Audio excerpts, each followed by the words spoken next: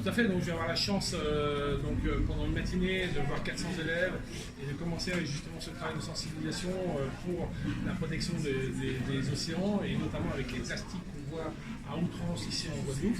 Donc, on a créé une délégation régionale de The Sea Cleaner et donc on espère vraiment recueillir un maximum de bénévoles pour pouvoir mener des actions sur la collecte de déchets, évidemment sur les plages, sur de la sensibilisation dans les écoles, sur des actions dans les festivals de musique, les forums, etc. Donc recueillir, vraiment, si on pouvait recueillir une centaine de bénévoles qui agissent au nom de The Sea Cleaner pour pouvoir mettre en avant toute cette belle cause, on serait très heureux.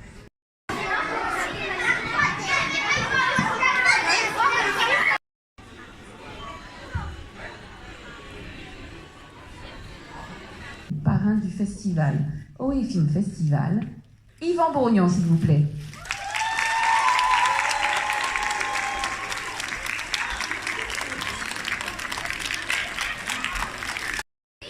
Bon, formidable. Moi, je me réveille, mais on va essayer d'être bien réveillé. Je vais vous souhaiter une belle projection. Juste pour vous dire deux petits mots avant de commencer, moi, j'ai eu cette chance de faire le tour du monde quand j'avais à peu près votre âge, avec mes parents pendant 3 ans. C'était il y a longtemps, vous n'étiez pas nés, et j'ai eu une chance de dingue de naviguer dans des océans qui étaient parfaitement propres, de ne pas avoir un seul plastique, de ne pas avoir une bouteille d'eau, de rien voir. Et ça a forgé toute ma jeunesse et toute ma fougue de vivre sur la mer, puisque j'ai eu la chance de vivre la moitié de ma vie sur l'océan. Et aujourd'hui, effectivement, depuis 33 ans, j'ai vu les océans se dégrader. Et j'ai notamment navigué pendant 3 mois, en 2015, dans les océans de plastique en Indonésie, au Sri Lanka, aux Maldives. Et c'est là que j'ai pris conscience de cette pollution, de ces plastiques qui nous envahissaient énormément. Et puis je vois qu'en Guadeloupe, on a encore trop de plastique dans les ravines, trop de plastique dans le lagon, trop de plastique encore qui part dans l'océan. Donc c'est vrai que ça nous touche beaucoup. Donc voilà, donc on va en parler tout à l'heure, découvrez ce petit film, vous allez voir, ce sont des enfants qui se sont portés volontaires pour faire ce film et qui savent eux-mêmes parler du plastique. À tout à l'heure et j'attends avec impatience vos questions. Merci. Bonne séance les enfants. Ne faites pas un bruit pendant la projection, tellement le film vous a plu. Bon, alors dès que la musique sera coupée, on va pouvoir écouter vos questions. En attendant, à nouveau pour Yvan Bourgnon. Merci. J'espère que ça va vous a donné aussi envie d'être acteur. Hein. Vous avez vu que vous pouviez jouer dans un petit film et avoir une empreinte positive et responsable. Et puis on a notre grand bateau géant qui fait 56 mètres, qui s'appelle le Manta, qui lui va voir le jour à partir de 2025-2026. Et c'est ce bateau-là qui est vraiment très emblématique et qui peut collecter jusqu'à 10 000 tonnes de plastique par an.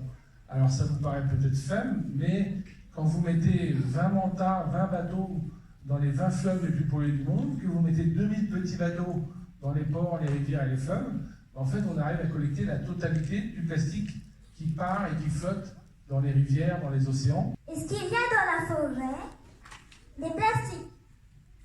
Alors des plastiques, il y en a malheureusement partout. Est-ce que dans plusieurs années, on pourra toujours se baigner dans la mer?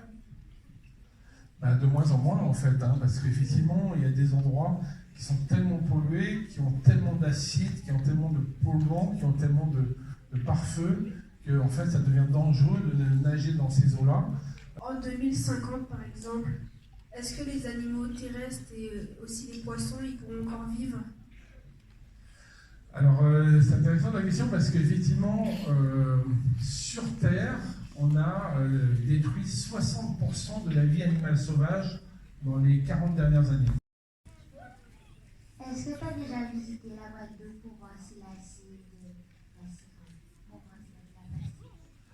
malheureusement oui, parce que je suis venu en Guadeloupe une vingtaine de fois dans les 30 dernières années, donc je connais bien cette île et j'ai battu le record de la tour de la Guadeloupe plusieurs fois à la voile, donc j'ai malheureusement vu cette pollution.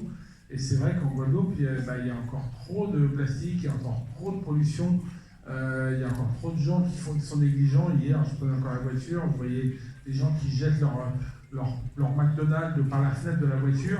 Ça, il faut que ça cesse. Moi, aujourd'hui, quand je vois ça, quand je vois quelqu'un qui fait ça, je le double, je lui barre la route et je lui fais ramasser ses déchets, tellement c'est devenu intolérable de voir ce genre de scène. Donc voilà, c'est vrai qu'il y a une pollution qui est beaucoup trop excessive en Guadeloupe. Un sargassito, je sais pas quoi, mais ça ramasser les sargasses. Est-ce qu'on peut utiliser ça pour ramasser les déchets? Les déchets, les sargasses, une fois qu'ils sont à terre, parce qu'ils deviennent très toxiques. Et donc, oui, les bateaux, ça serait une solution pour traiter ces sargasses. Alors, tous ceux qui sont capables de faire ça, vous aurez le droit de prendre un autocollant quand vous sortirez tout à l'heure. C'est un autocollant de Sea Cleaner. C'est pour inciter vos parents à devenir bénévoles de Sea Cleaner et à agir pour la protection des océans.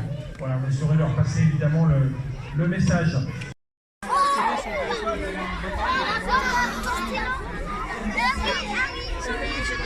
On accompagne déjà 72 entreprises et on en a conseillé.